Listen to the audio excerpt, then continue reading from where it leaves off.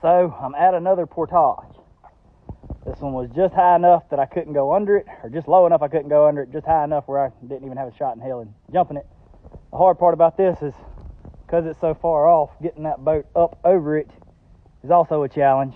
Of course, the lower part over there has got limbs blocking it, so I can't utilize it. I might be able to slip it underneath here, but whew, I'm soaking wet.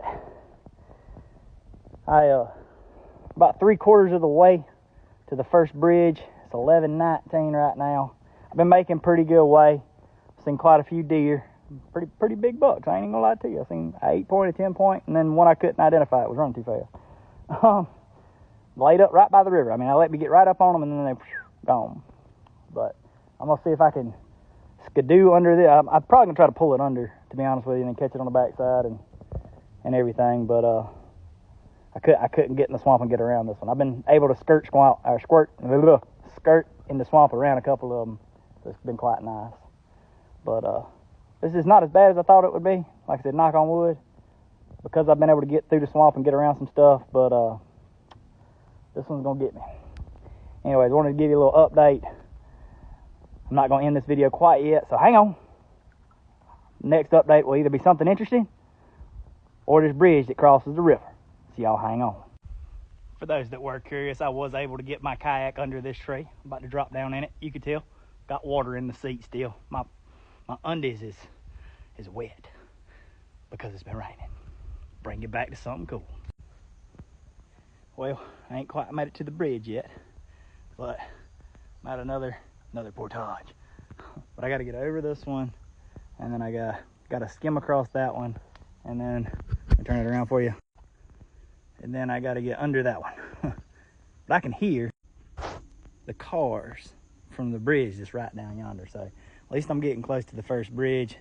It is 12:04, so like 4 hours on this section so far. The math ain't gonna math very well if the next section takes 4 hours to the next bridge, and then the next one after that takes 4 hours too. I'm not gonna make it by dark, so I should at least be able to make it to the second bridge and then make a decision on if I got enough time to make it down to Aiken State Park, or if I need to call somebody. But I ain't going to end this video quite yet, because I do want to make it to this bridge and show you that. So hopefully, if I can get through this kerfunkel right here, the next video will be me at the next bridge. Well, it happened to me. If you can see my boat here, you know what happened. That damn thing right there. I don't know if you could tell where the limb broke on it, but it had a limb off the edge of it that I didn't realize was underneath the boat. I got off, I got everything over it, went to step in the boat, that limb broke, and we all tumbled. So I was soaking wet, now I'm definitely wet, and even my boots are wet. I'm over here in the grass on the edge of the river, bailing out my boat. It happens to the best of us. I can honestly say I've only done that like 3 times in my whole life. And one time I was fishing, the other time was in the ocean. I was trying to ride waves. So I got a decent track record, but you always got to be careful, because anything can happen. That's why I will always wear my life jacket. But I'm gonna bail the boat out.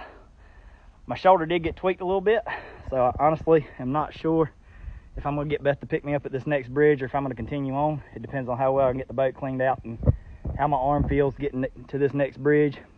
But accidents do happen. Like, this is a good example that, you know, even with the most experience, that anything can happen like that. So I'm lucky that I was okay. I'm lucky that, you know, I was able to step right out on the sand. I did go completely under. I got submerged. But I got the boat over here to the edge. This isn't the best place in the world to empty the boat out of water, because it's soppy, because the water's high. I'd rather be on that bank over there, or another high bank. But I'm gonna get as much out of here as I can, paddle to a high bank, get the rest out, and kind of analyze where I'm at. But I'm gonna end it here for now, and I'll give you an update here in a bit on whether I continue on, or if I just if I tap out. It is what it is. I can tap out if I want to. I'm a grown-ass man. And we'll see. It looks like my dry bags did stay dry. Anyway, remember, if you're on the river, you got to be careful. Anything can happen. I'm very lucky. That's why I always wear my life jacket. It's just water in the boat. I'm gonna bail it out. These boats don't sink, I can tell you that, which is another good thing. So just always be careful. Y'all take care, and Lord willing, I'll see you here in a bit.